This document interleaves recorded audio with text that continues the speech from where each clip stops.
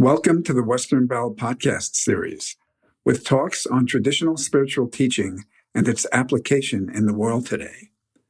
The intention of this series is to offer something useful for those who are drawn to study themselves and engage practice on the spiritual path. New talks are posted twice each month. The content of the talks is for informational purposes only and not to provide any kind of counseling, medical, or professional advice. This podcast is titled Escape from the General Law. The talk was given by Red Hawk on September 17th, 2022, via Zoom. Red Hawk is an acclaimed poet and the author of 12 books, including Self-Observation, Self-Remembering, The Way of the Wise Woman, and Return to the Mother. He begins the presentation by invoking the spiritual help of a chamber through the names of Yogi Ram Sarat Kumar and Lee Lozowick, masters who have been an influence in his life. Red Hawk discusses the application of teachings of the mystic George Gurdjieff and reads from writings of Madame Ouspensky and Maurice Nicole, who are students of Gurdjieff, as well as from writings of the teacher, Mr. E.J. Gold. There is an interruption by a guest about 8 minutes into the talk, which is an object lesson in the potential for using coarse energy that we experience in the world for our work. About halfway through the talk, Red Hawk offers experiential exercises to develop presence and attention. Feel free to pause the podcast if you would like to spend some time working with them. And if there is benefit in this talk for you, please consider sharing the link to it or writing a review on social media or on one of the podcast platforms. Red Hawk.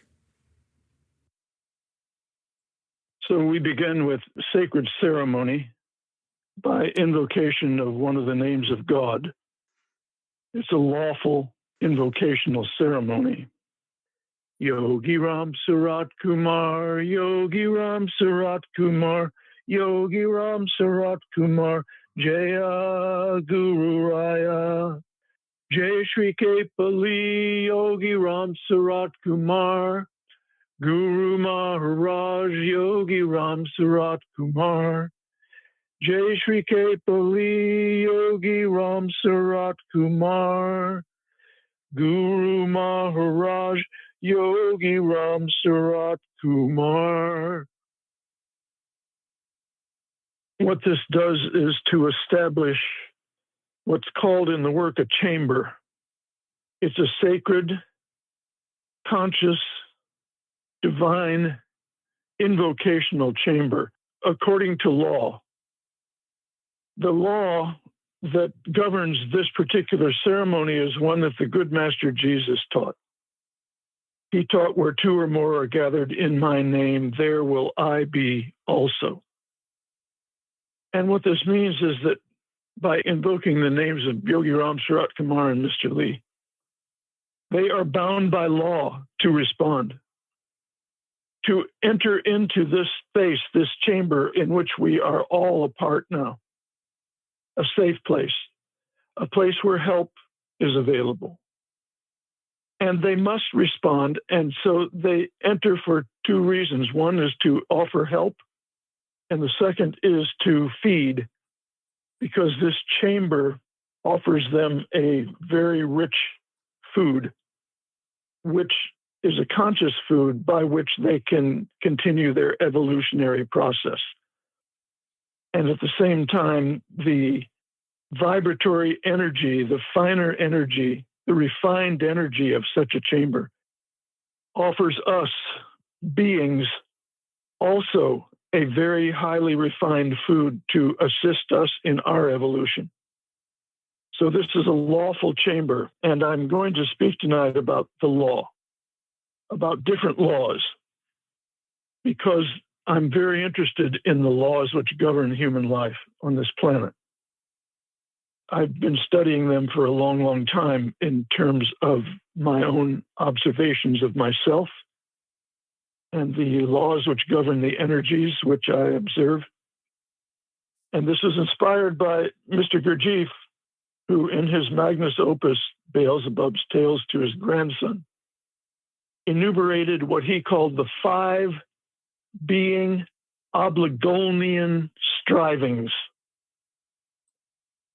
The being means us, we who are temporarily embodied in a human biological machinery, which is mammal by its nature. Obligolnian refers to obligation. Strivings refers to a urge or an urgency or a wish or an effort.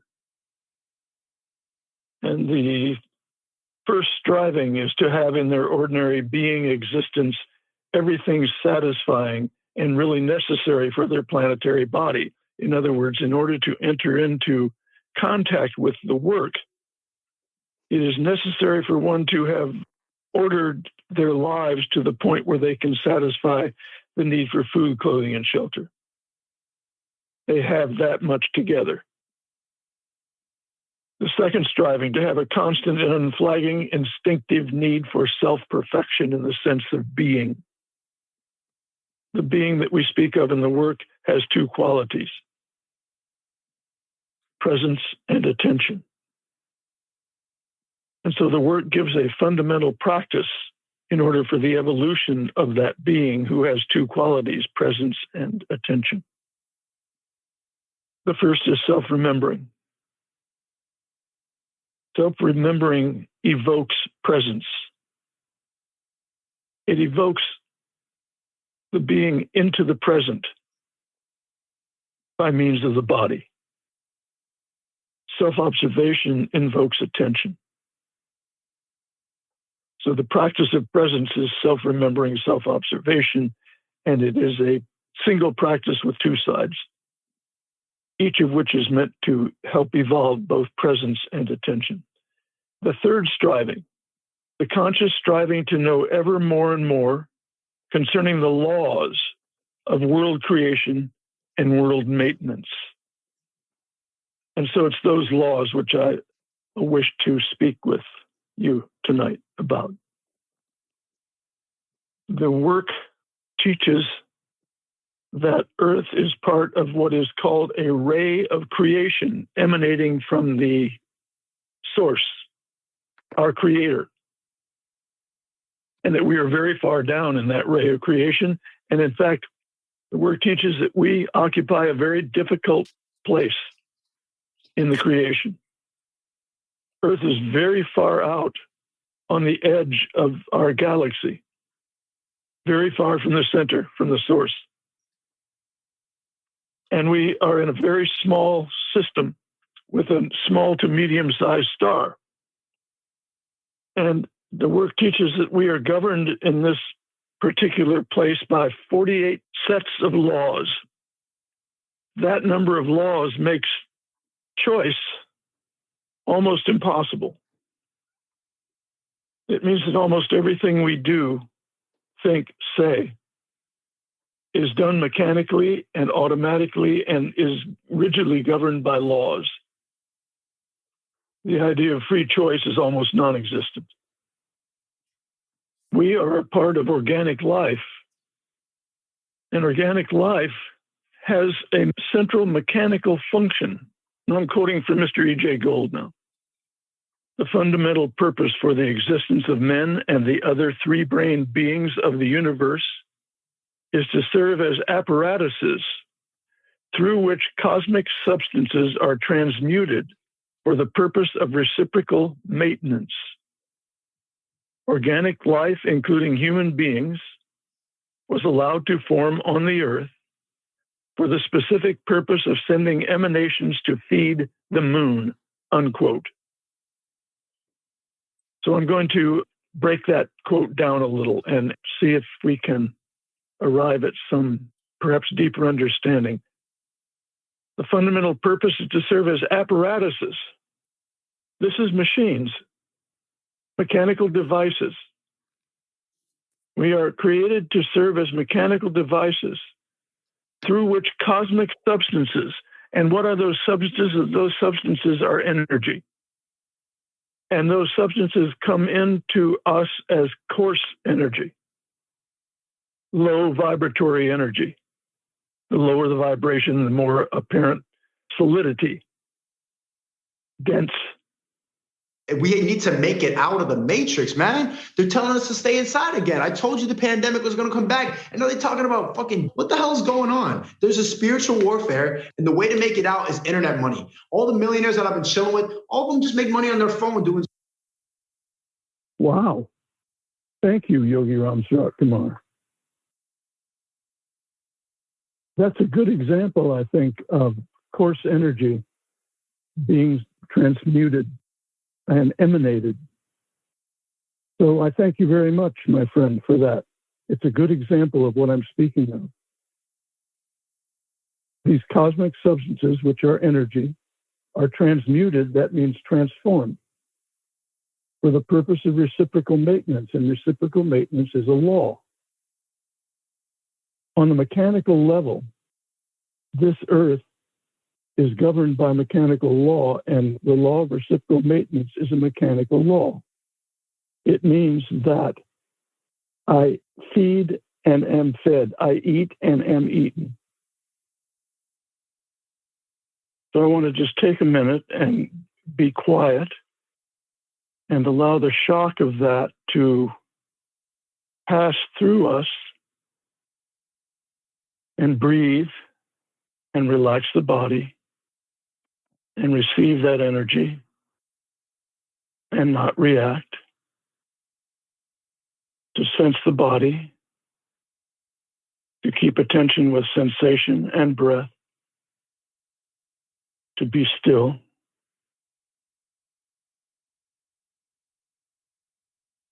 Yogi Ram Surat Kumar.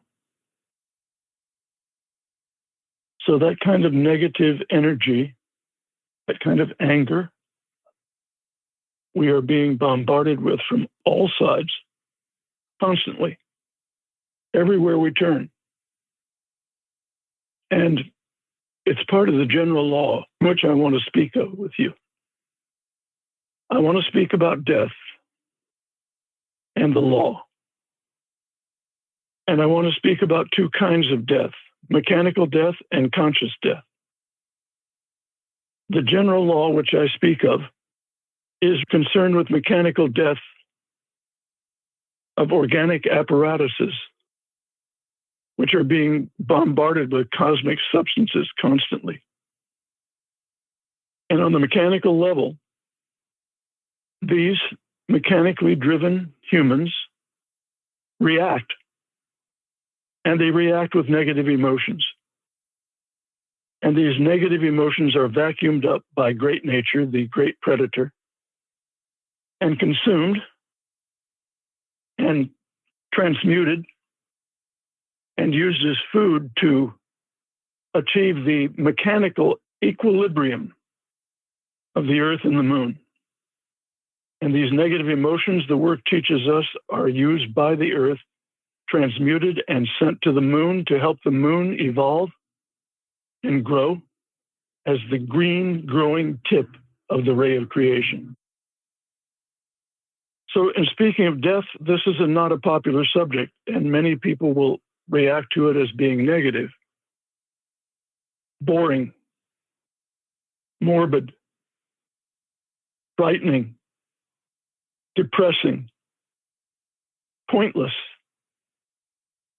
all of which serve as buffers in order to prevent me from seeing the truth and the reality of my position on this planet.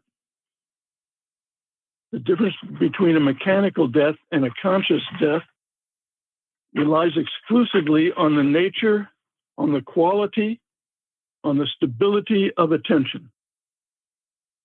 The earth tells us that these 48 laws which govern us, the general law, governs the death of mechanical beings. And it's said that 99% of all humans on this planet are mechanical beings, not conscious, maybe more than 99%. A very small number of people struggle to lead a more conscious life. The nature of the general law is this: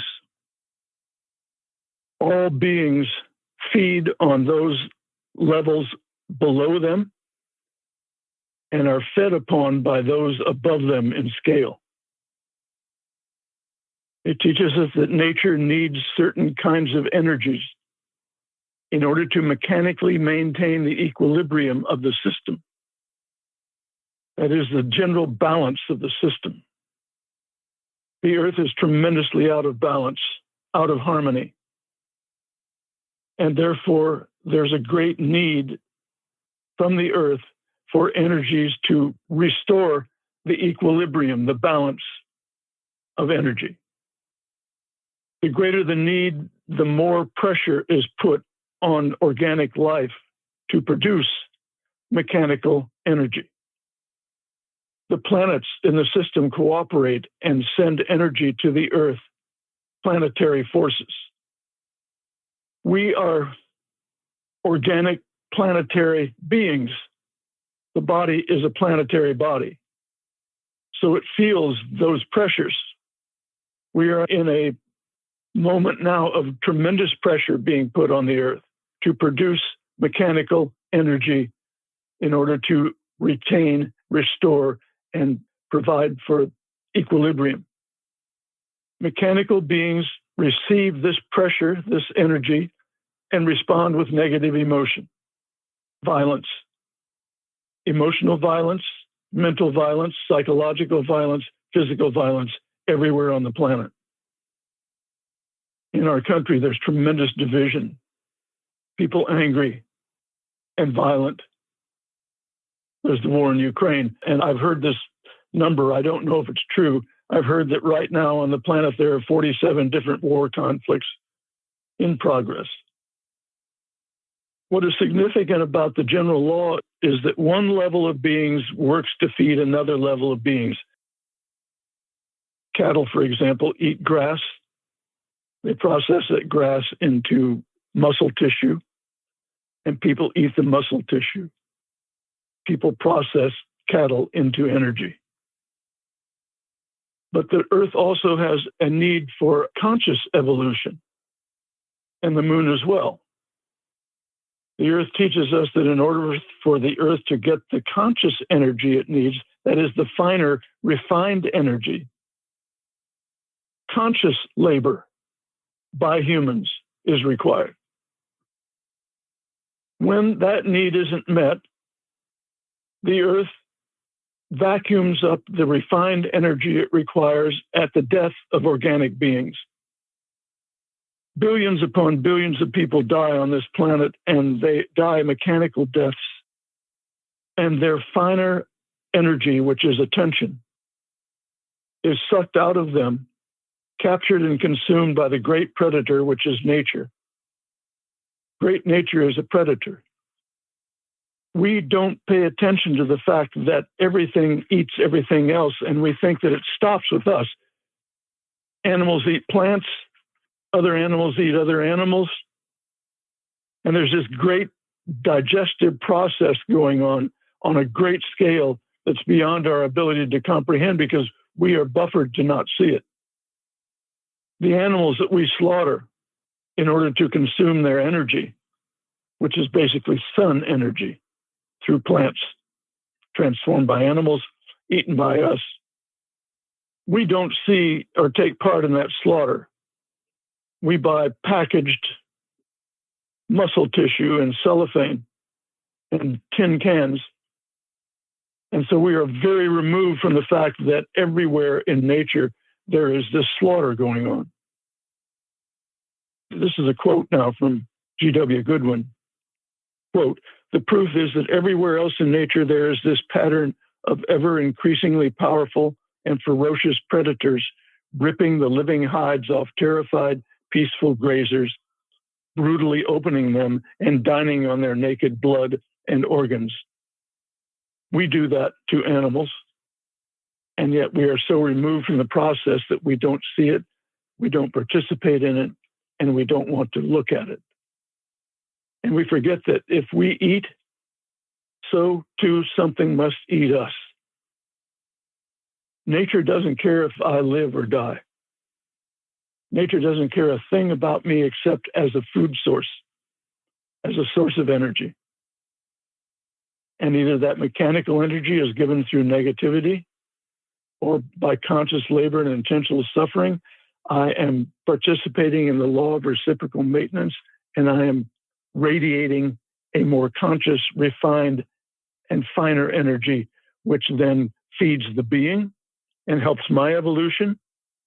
It helps the evolution of the earth and the moon, and it goes all the way up the array of creation back to our creator and helps maintain the creation. But we are buffered in such a way that we do not see this mechanical slaughter. And the question is then, what can I do to avoid a mechanical death and die more consciously? How can I refine my attention in such a way that I don't die, as Mr. Gold has described in his book, The Great Adventure? He's talking about the futility of ordinary existence, that is, life without the work. And he's suggesting this outrageous idea that life without the work is futile. We are given many illusions which buffer us from that fact. He goes on to say, quote, "Death can be of great benefit if it serves to remind you that all the things you so hungrily grasp for will eventually lead to a twin-sized bed with a breathing tube up your nose and an IV in your arm," unquote. This is not an attractive subject that I'm speaking of. This is reality. We wind up in a kind of mindless, mechanical death process. And yet, we are held out the promise that there is a way out of this trap. There's a way out of being a victim. Nothing exempt from the general law. Nothing is exempt from mechanical death, unconscious death, except those whose attention has been refined to the point where it is stable. So stable that at the point of death, attention is not distracted by the death process. Attention is not taken by distractions. And attention is not sucked from the corpse, consumed, and radiated to the earth and the moon and back up the scale to maintain the mechanical level of creation. Conscious evolution is possible. I think this is what Mr. Gurdjieff was speaking of when he talked about the terror of the situation. I think this idea that nature vacuums out of the body the soul matter, the refined vibratory electrical energy of attention, consumes it, digests it, metabolizes it, radiates it, and that we are stripped of our attention, meaning the soul begins its next incarnation or recurrence at point zero. This energy consumed by the earth is emotions, emotional energy generated by impressions. The general law is not comforting, and yet there is an unmistakable pattern in nature. In order for mankind to live, animals must suffer and die, must be dismembered and ingested. And we don't ever wonder about our position in this overall scheme. If one thing eats another, and that's the order of nature, what eats us? Well, it must be something bigger, stronger, more intelligent, more powerful. And it is great nature, the predator. We work in order to serve those beings higher than us in scale, and also in order to survive death by the development of a conscious soul. We work at great risk and without any assurance that we can be successful. We work because of conscience. Think about this. Many of you have seen a dead human. You've seen the corpse. All the light gone out of the eyes, all the warmth gone out of the body. Consider that the moment you withdraw from this body, the light is withdrawn and the heat is withdrawn. And consider that you yourself are the source of all light and heat in the body. You are the source of light and heat. In other words, your properties as a being are the same as those of our sun. You radiate light and heat, and that's what gives the body life. That quality of fine energy is what can evolve as attention. And it is the evolution of attention that we work for. The greater the quality of attention, the more possible it is that a human being can avoid being caught by the general law that rules over all men and women. The greater the quality of attention, the more stable the attention, the more possible it is to escape the general law. I want to read something from Mr. Gurdjieff.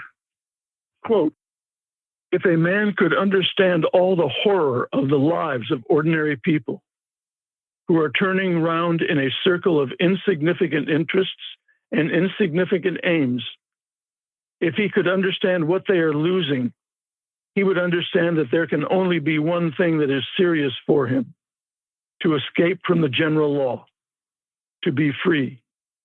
What can be serious for a man in prison who is condemned to death? Only one thing: how to save himself, how to escape. Nothing else is serious." Unquote. And then I read again this quote from Mr. Gurdjieff. "The fundamental purpose for the existence of men and the other three-brained beings of the universe is to serve as apparatuses through which cosmic substances are transmuted for the purpose of reciprocal maintenance. Organic life, including human beings, was allowed to form on the earth for the specific purpose of sending emanations to feed the moon. So I serve either by mechanical transformation of crude energy or by conscious labor and intentional suffering, which creates a finer substance. It is how attention evolves. The evolution of attention is why we've come here, to become conscious beings and to use death as a means to remember why I'm here and what I'm meant to be doing. Death is what the work calls a reminding factor.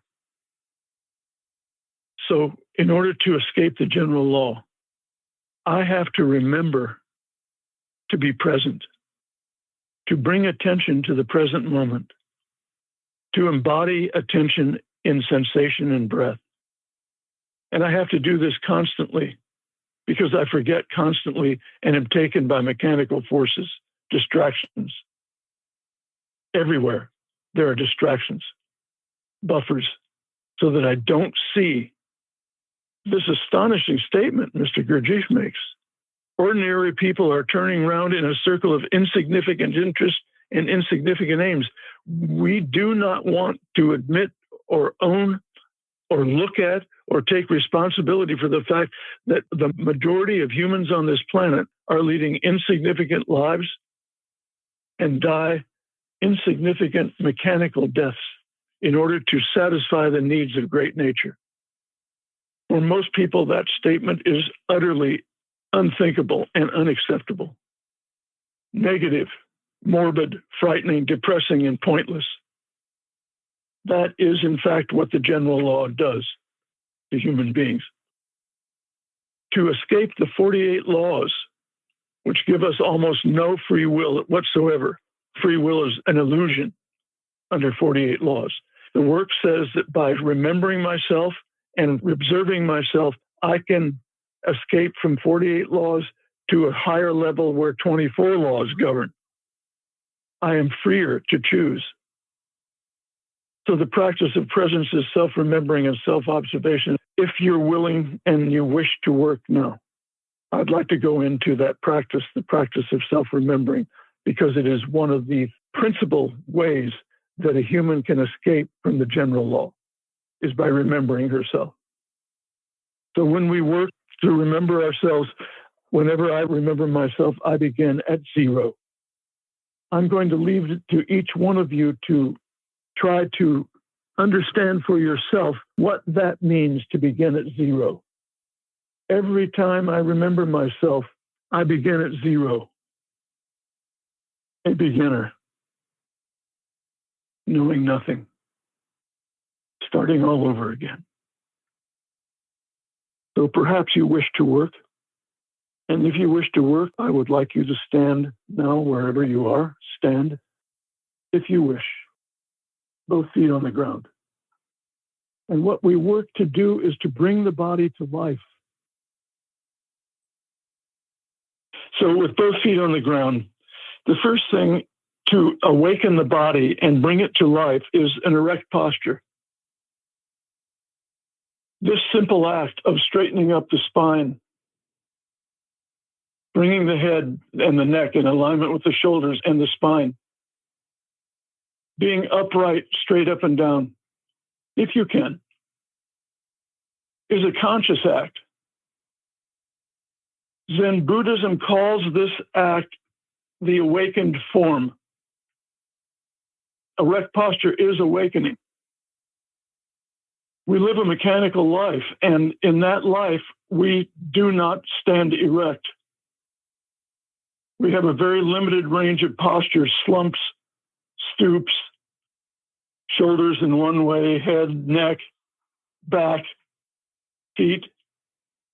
And these postures promote mechanical unconscious thoughts, mechanical unconscious emotional reactions, a life of mechanical sleep.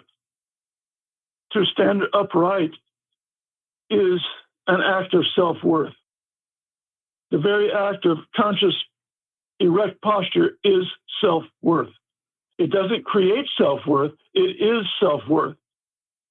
So right now, each of the beings who is participating in this particular movement is self-worth. No matter what your personal history, no matter what your emotions say, no matter what your mind is telling you, this is what self-worth feels like. This is a sensation of self-worth. Honorable. This posture has integrity. This posture honors the being's wish to be conscious and serve our Creator, to not die a mechanical death, but to live a conscious life, because every moment we are practicing for our death. This is life in death and death in life. As we live, so we will die. As I work to bring attention to the present, that conscious struggle, moment to moment, breath to breath, is the only thing that can save me at the moment of the death of the body. That and the name of Yogi Ram Sarat Kumar, or whatever the name of God you choose. I am one of the names of God. Jesus Christ, Krishna, Buddha, Mahavira, Mahananda Mahima, Meher Baba, all these names of God. Remembering the name of God brings me to the present and brings help.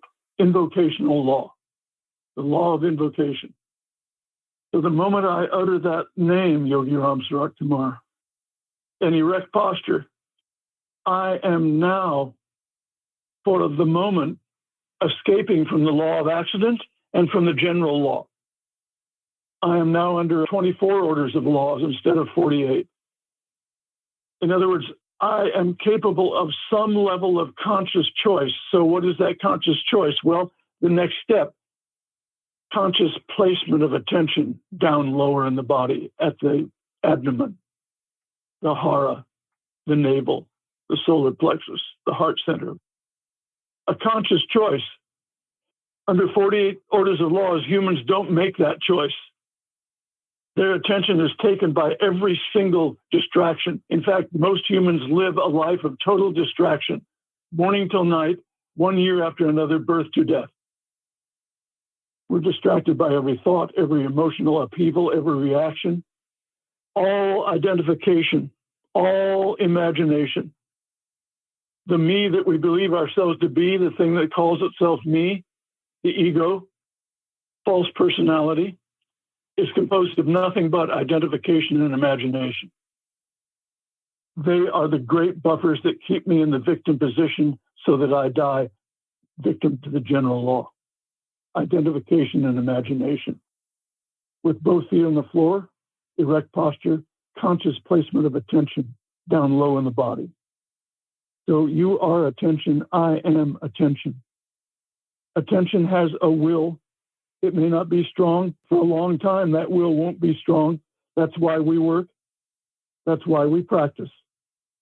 So that will grows and attention becomes stronger and more stable.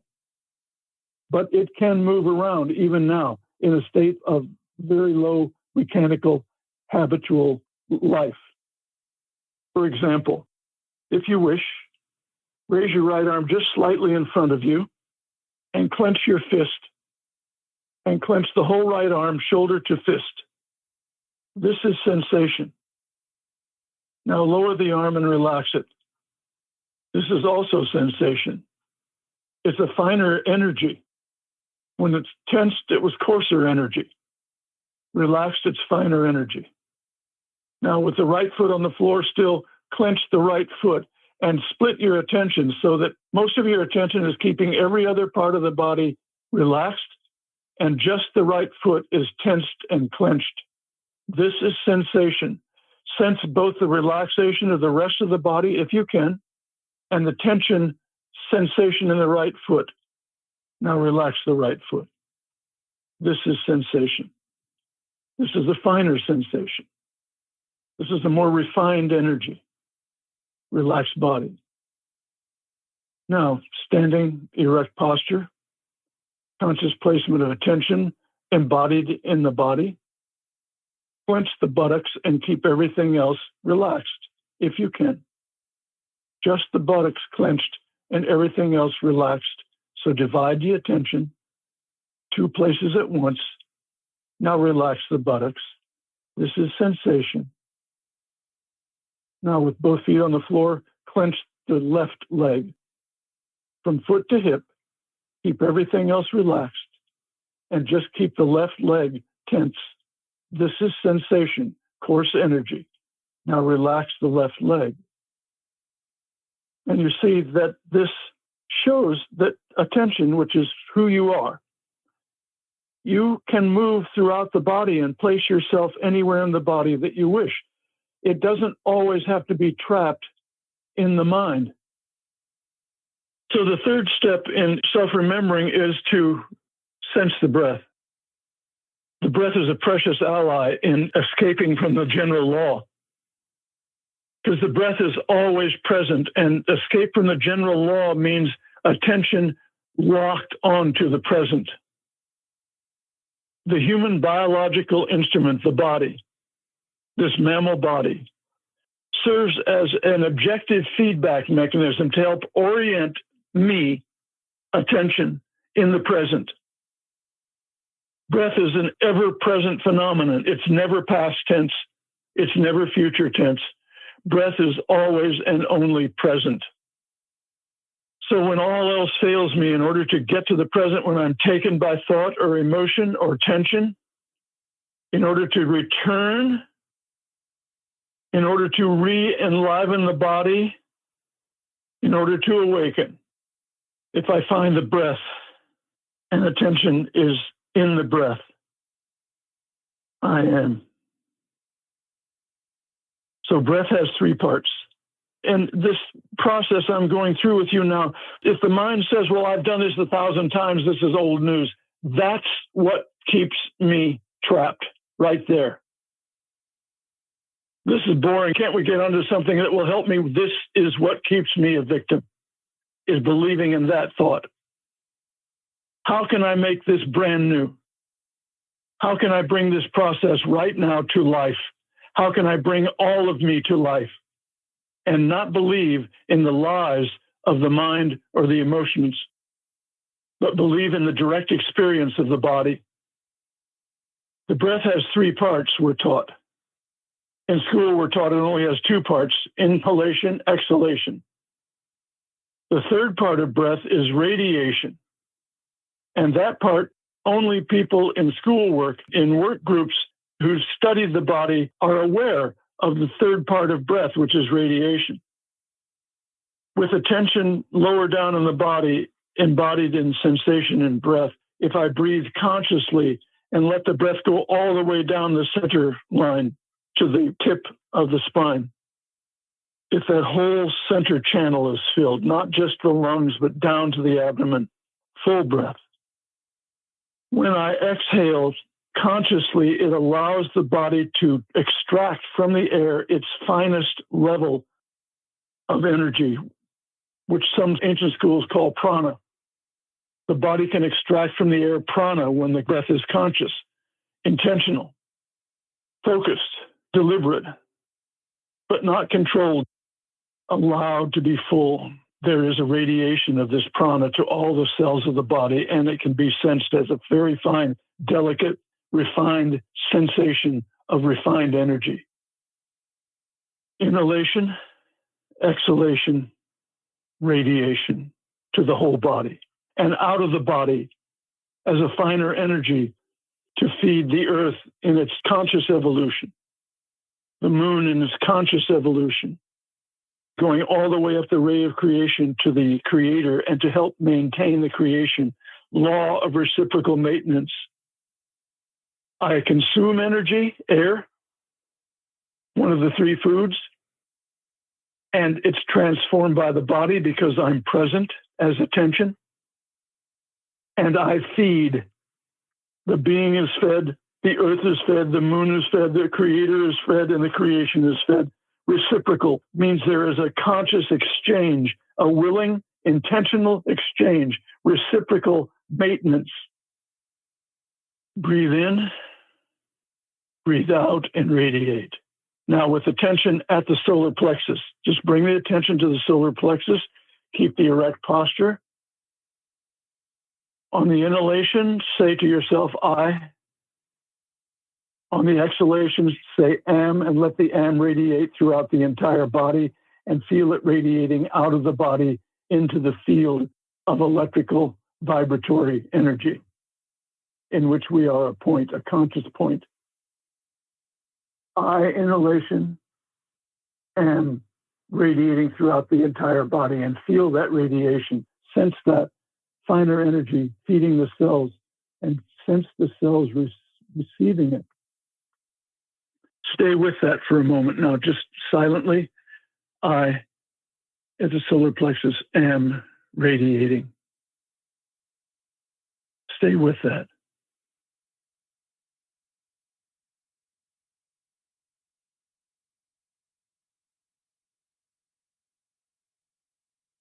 Now, with your right hand placed on the heart center and the left hand on the belly,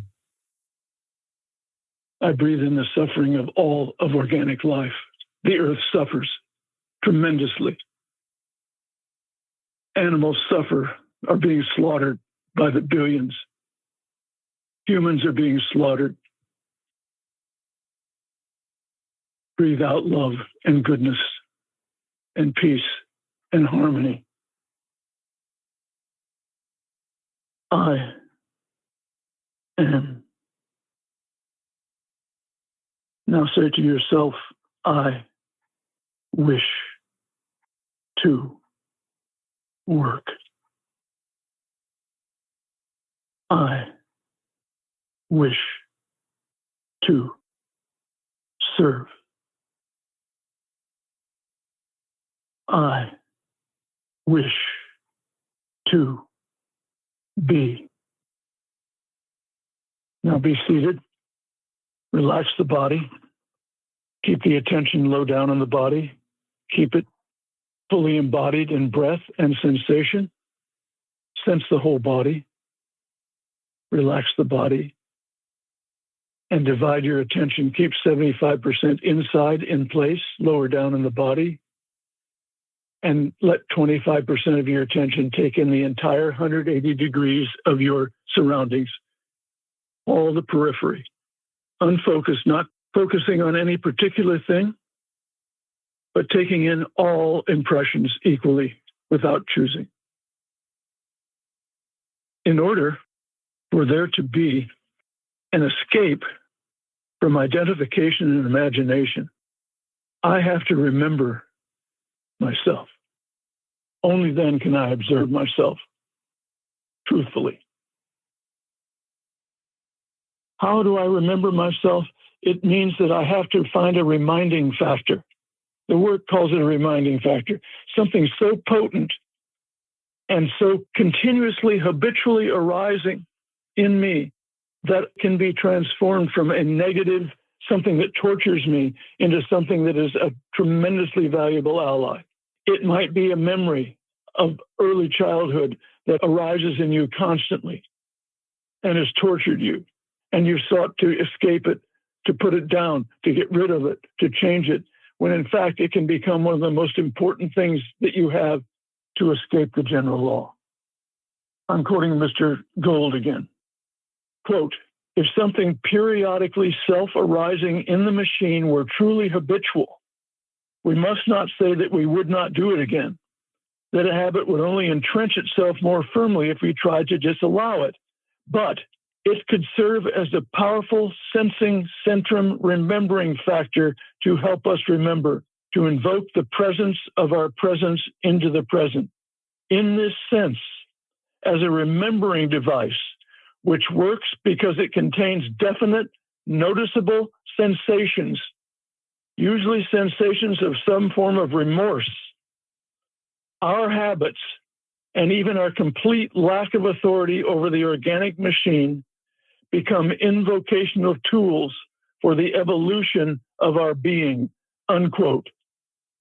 We have to find a reminding factor, and it can be external as well. Let's say there's a person you are in continuous contact with every day or very often, and they trigger in you a reactive negative response. And so you seek to avoid their company or you suffer in their company. Well, that person can now become one of your most precious allies, so that the moment you see them, you're grateful because they help you to remember erect posture, conscious placement of attention down low in the body, sense the breath, sense the whole body, relax the body, divide the attention, part inside to keep attention in place so that it doesn't get distracted, and the other portion outside on the person, actually listening, taking them in, noticing them without the judgment that usually goes with it. You are present, and they will sense that. Even if they don't understand it, even if they don't recognize it, there will be a sensation that's different in that space. Reminding factor. I have 3 emotional reminding factors from my past that used to torture me every time they would arise, and they would arise all the time, daily. Now, whenever they arise, I say thank you. I repeat the name of Yogi Ram Sarat Kumar, and I go right to my practice.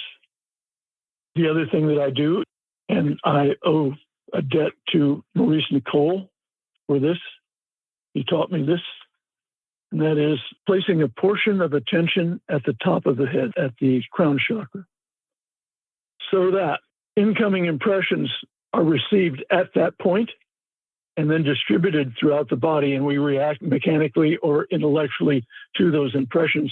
When there's a conscious presence at the top of the head, that short circuits the reactive mechanism.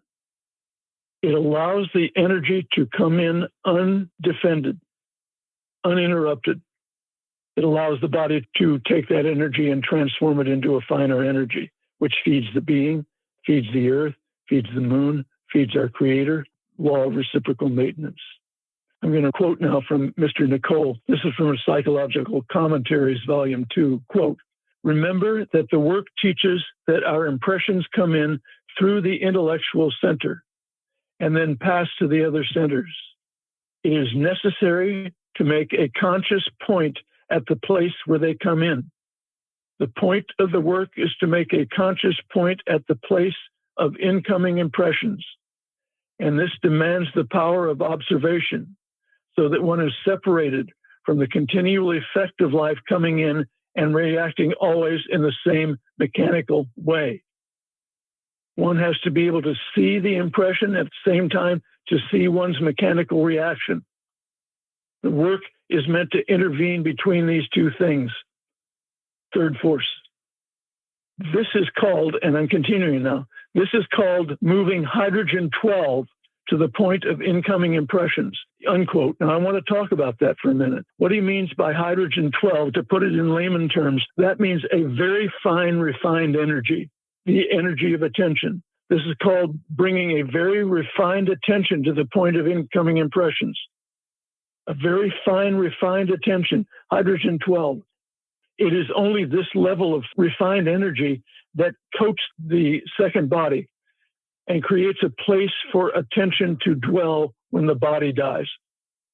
It is this bringing of hydrogen 12, this very refined energy into the body by not reacting to impressions. That is our salvation and our point of escape from the general law. And now I'm going to read this quote from Madame Ouspensky. Quote, "To be collected in oneself is essential, but it is necessary to be collected in the right place. This is our difficulty. We collect ourselves in the wrong place and think this is the work. One must be relaxed to be properly collected. One must hold on nowhere. All work is based on watchfulness. The man who works realizes he is a machine and fears his machine. Therefore, he watches. While there is a guardian at the door," and I stop for a moment to say a guardian at the door means a point of conscious attention at the top of the head. While there is a guardian at the door, those who go in and out can be scrutinized. I stop again. Those who go in and out are impressions. I go back to the quote. While there is a guardian at the door, those who go in and out can be scrutinized. Acceptance, rejection. Yes, no. This is the basis of true work. A healthy cell does this work by itself. A man who knows what is profitable will not steal from himself, but saves his energy, knowing that nothing can come without energy. Unquote. I end by quoting again from Mr. Gurdjieff. If a man could understand all the horror of the lives of ordinary people who are turning round in a circle of insignificant interests and insignificant aims, if he could understand what they are losing, he would understand that there can only be one thing that is serious for him: to escape from the general law, to be free. What can be serious for a man in prison who is condemned to death? Only one thing: how to save himself, how to escape. Nothing else is serious. Unquote. So now, if you wish, I would like to hear what practice or practices do you practice on a daily basis which help your attention to become more centered in the present, more stable, as a way of escaping the general law of mechanical death? What are your practices that have helped you, that are helping you? I made a beaded bracelet, and it's my mala. I wear it pretty much all the time.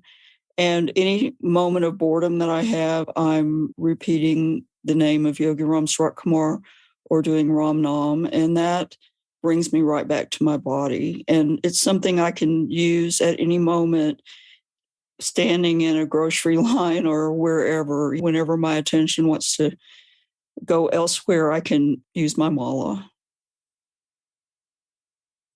For myself, I wake up every morning and I do my sitting meditation for 5 to 20 minutes. It all depends really on what's going on in my life that I can hold that attention in sitting. And I try to remember myself every day. And my observation of this is I'm at work and I'll tell myself that I have to self-remember. I go to do something else and I forget. It is so hard to self-remember. to actually do it. You know what I'm saying? Not just to think you're doing it. And I read a lot of Maurice Nicole myself, and it puts me in states of mind that keeps me in the work. Is there a task you do at work every day that's repetitious? I feel my whole job is mechanical. I'm a drywall finisher, and people call it an art, but it's become so mechanical that I don't even think about it. I just do it. That's the mechanicalness of my job. I'm wondering if you can turn that act into an art. I'm wondering if you can see your drywall construction as an art, and you are an artist and a very conscious, evolved, enlightened practitioner of that art, so that every stroke becomes a source of remembrance for you. I'll try. I have a question. Sure. So imagination, mechanicalness are coarse energies. And so in place and attention, wouldn't that be a finer energy? The more we create a higher level of attention, our energies get finer. And so do they feed the absolute, or do they both go towards the moon?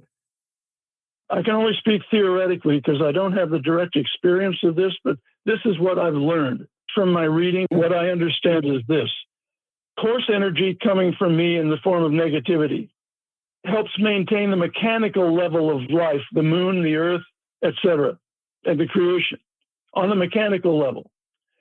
But on the evolutionary level, it requires conscious energy, which is energy which I receive from impressions and don't interfere with, and the body transforms. So that's a finer energy, and that goes to feed the evolutionary level of creation, which is conscious. So it's different energies emanating from this body.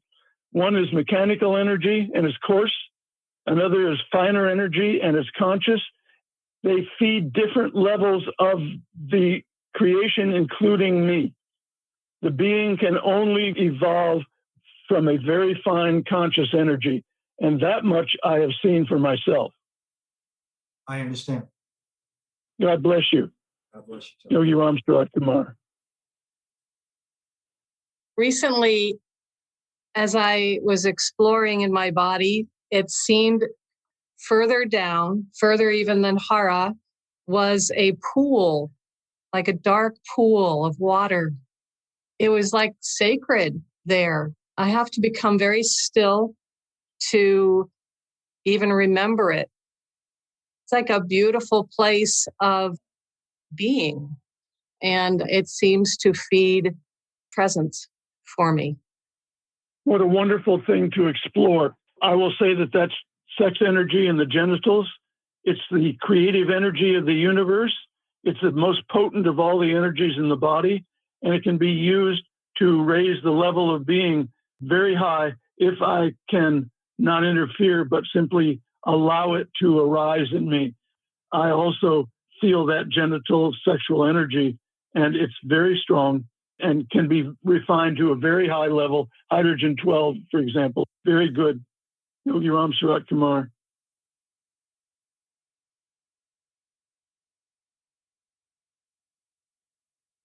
When there is silence, don't lose your place.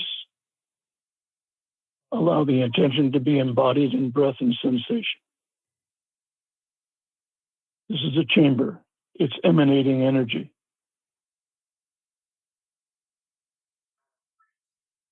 I thank you for that work. I feel in a very centered, light space. As I was going through that and taking in the pain into my heart, into my belly, and then breathing out love through my heart, light, I felt myself transforming the pains in my life, the pains in the world, into a very loving and peaceful place. Thank you. I do that every day too. When I arise in the morning, there's a morning prayer that Mr. Lee gave that I use, and that's what I do. I take in the suffering of the world and the suffering of my family, my whole lineage going all the way back. In this way, we can heal the past as well as change the future. And so this is wonderful. Thank you so much. God bless you. Yogi Ramsurat Kumar. I am. I think the practice that helps me day to day, the practice of walking through a door and remembering yourself is one that I try to use, but mostly has reminded me how much I don't remember myself. I'll start working in my little study and then I'll do it probably once and then I'll remember how much I've forgotten to do it. It's helpful practice. It's small things like that. Can I establish a routine which will be a reminder? It's useful. So thank you. God bless you. Yogi Ram Surat Kumar. I practice a traffic signal task when I'm driving.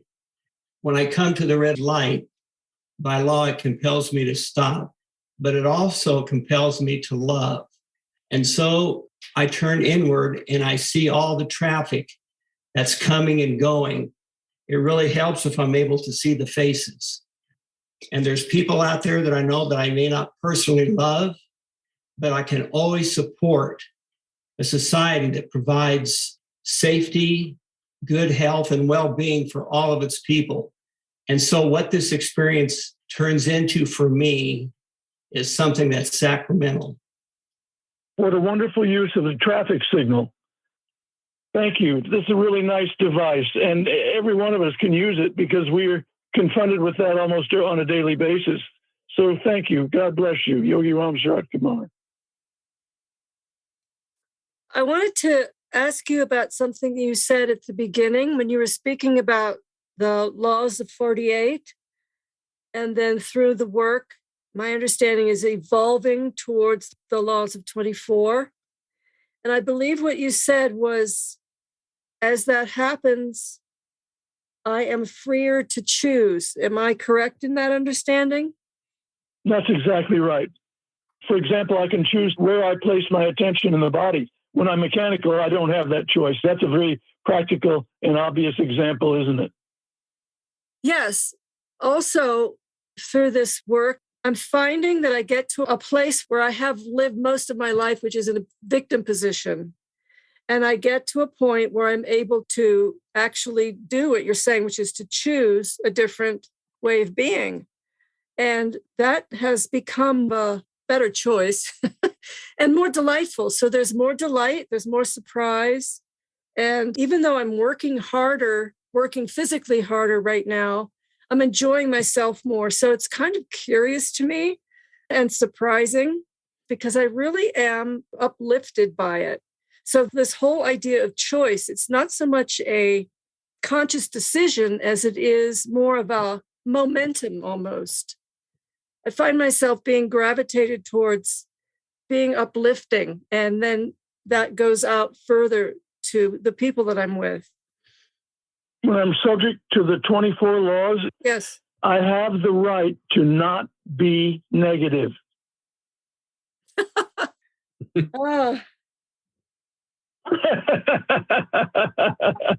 I don't have that choice under 48 laws. Under 24 laws, I have the right to not be negative. Got it. God bless you. Thank you, Yogi Ram Surat Kumar. I'll stay on if there are others who wish to speak.